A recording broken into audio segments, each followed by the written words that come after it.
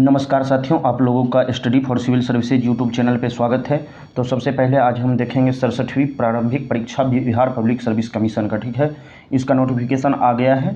ठीक है, तो सबसे पहले पद देख लेते हैं, फिर फॉर्म भरने का डेट, कैसे भरना है, क्या करना है, स्टेप बाय स्टेप हम लोग देखते हैं। ठीक है, तो SDM का जो है 88 पद है। इसी तरह से आप देखते जाइएगा, जो जिस पद के लिए उम्र सीमा 22 और ध्यान रखेंगे 21 है ना, जिनका उम्र 20 साल है वो भी भर सकते हैं। DSP का पोस्ट अभी जुड़ा नहीं है, न्यू नोटिफिकेशन न्यू अपडेट नहीं किया है साइट पे। 20 DSP का भी पोस्ट आ गया है, तो जिसका 20 साल होगा वो भी भर सकता है। ठीक है, ये स्पष्ट लिखा हुआ है ना, प्रारंभिक परीक्षा के पूर्व अधियाची विभागों से प्राप्त होने वाली अधियाचना को शामिल किया जा सकता है तथा संशोधन होने पर पदों की संख्या घट या बढ़ दोनों हो सकती है। ठीक है, तो इसलिए ये बात ध्यान रखेंगे।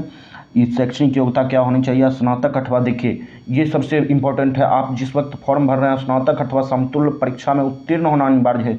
यहाँ UPSC के जैसे ऐसा नहीं है कि आप जब ग्रेजुएशन में हैं तब भी भर दीजिएगा, जब पास होइएगा तब मार्कशीट की ज़रूरत होगी। नहीं, जिस दिन आप फॉर्म भर रहे हैं स्नातक की डिग्री आपके हाथ में होनी चाहिए। ठीक है, और जब ऑनलाइन आवेदन करेंगे उस वक्त जाति आपके हाथ में होनी चाहिए। EWS वाले को EWS हाथ में होनी चाहिए अपनी।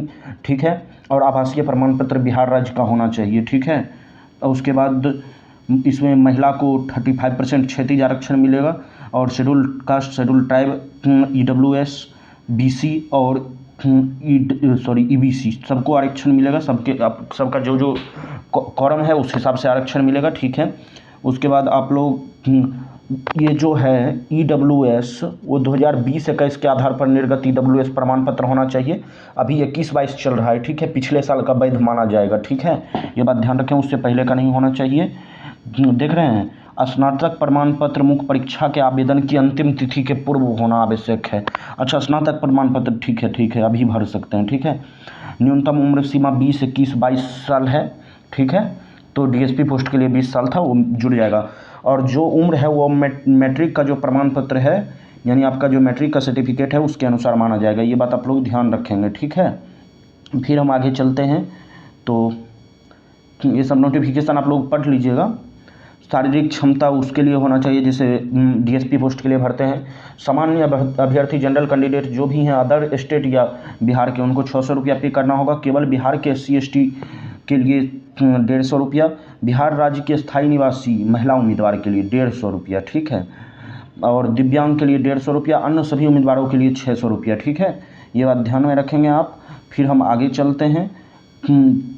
तो ये जो प्रारंभिक परीक्षा होगा इसमें एक पेपर होगा, आप लोग तो खुद जानते होंगे इतना, लेकिन हम एक बार चर्चा 150 अंक की होगी और 10 गुनी कैंडिडेट बुलाई जाएगी। जैसे 588 पोस्ट है तो यहाँ 6000 से 7000 कैंडिडेट को बुलाया जाएगा। ठीक है, और इसका वही जो देख लीजिए सिलेबस, आप लोग तो खुद इस बारे में महारत हासिल किए हुए हैं, इसमें तो बोलने वाली बात ही नहीं है कि सिलेबस आप लोगों को नहीं पता होगा, ऐसा कहीं हो सकता है।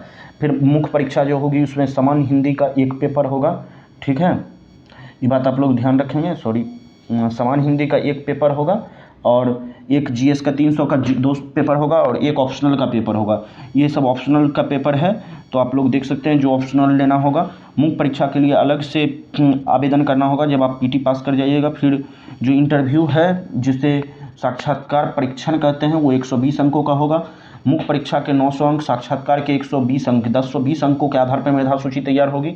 ये जो है आप PT दे रहे हैं BPSC का 67वीं का, ये 150 मार्क्स का है। ये सिर्फ आप लोगों का स्क्रीनिंग टेस्ट है। आप लोगों में से जो क्वालिफाई कर जाएगा, इसका कट ऑफ पार कर जाएगा, वो पास कर जाएगा। पिछले बार जनरल का 107 था, तो ध्यान रखें जनरल कैटेगरी से 110 मार्क्स कम से कम इस बार टारगेट करके चलना है। बाकी तो क्वेश्चन आने पर देखा जाएगा जो क्या कट ऑफ रहती है इस बार का।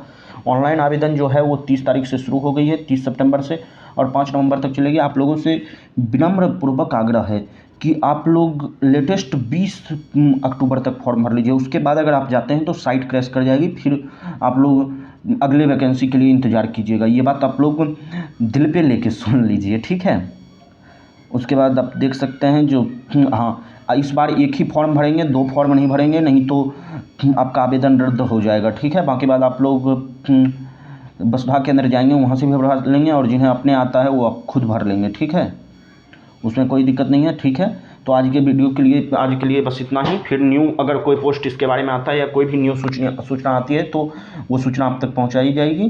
तब तक के लिए धन्यवाद। ठीक है।